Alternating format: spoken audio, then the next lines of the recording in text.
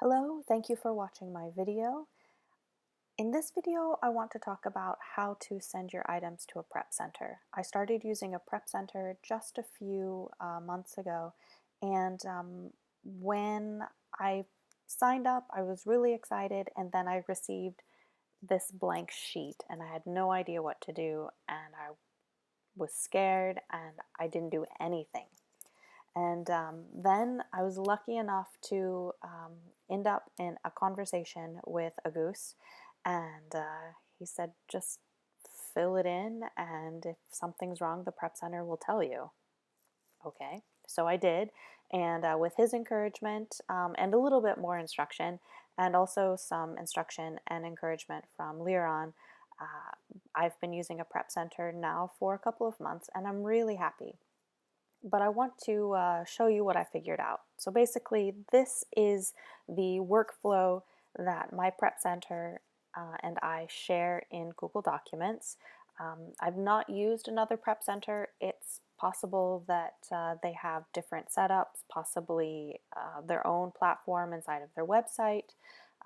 But this is what we use. It's really basic and it's really easy. It's also real time. If she and I are on at the same time and she types something and then I type something and she types something, we can basically have a chat inside of here while we're looking at this sheet. I like that. So let's look at one of my old orders. This is from I think November. And in order to add this first to the sheet, which is what I do, I use a trick that Liron taught me.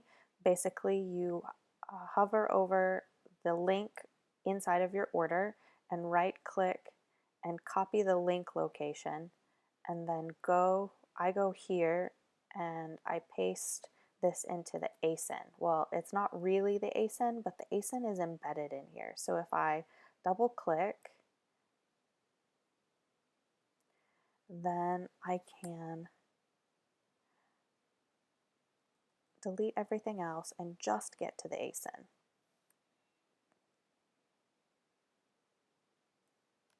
All right. While I'm here, I also make a note of how much I paid, and I write that out here. We'll talk about that in a little bit. Then I take the ASIN and copy it and come over here to add a product.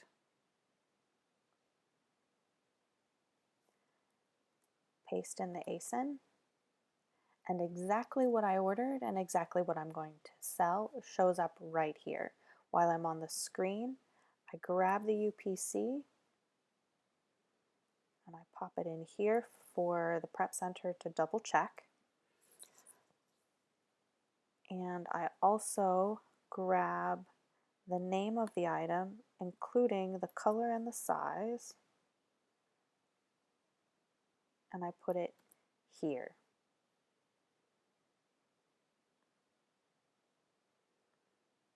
And I ordered one. So that part of it is done. When the item is received at the prep center, that information will be inserted here, as well as any notes on the condition, whether they actually shipped, maybe something that somebody returned and was used, or if the box was damaged, or sometimes the shoes don't match. You get a left and a left, or you might get a 6 and a 6.5, or you might get a steel and a white. These are the things that your prep center should be very competent at checking and making sure you know about it, and then they can return the item if you want them to. In here, we can have a conversation if we need to do that as well. So then what happens? Then I say I want to sell mine.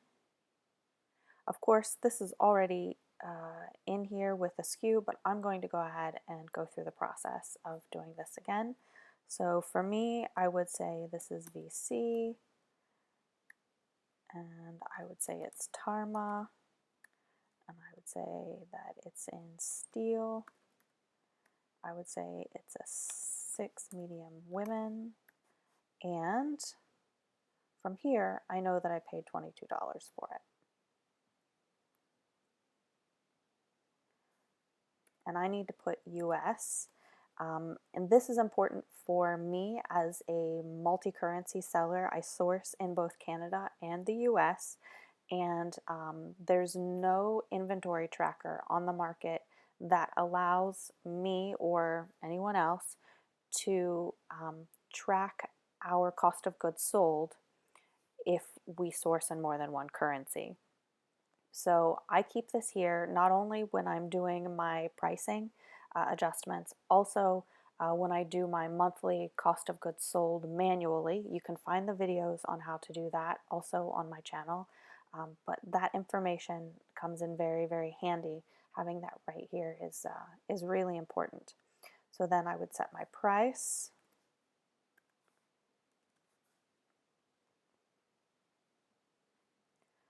And then here I would put that it's clothing. New, of course, and then it's going to a prep center, so I choose Amazon.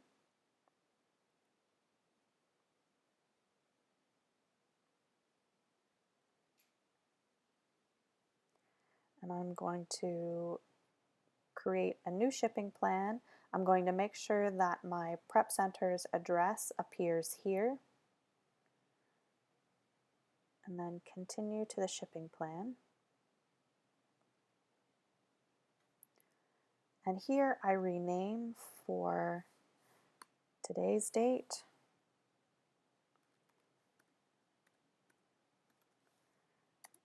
And the name of my prep center.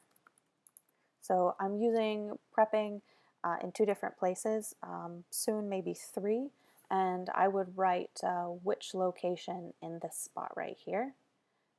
Save it. Yes, I want to ship my items anyway. And 1. Then I come back here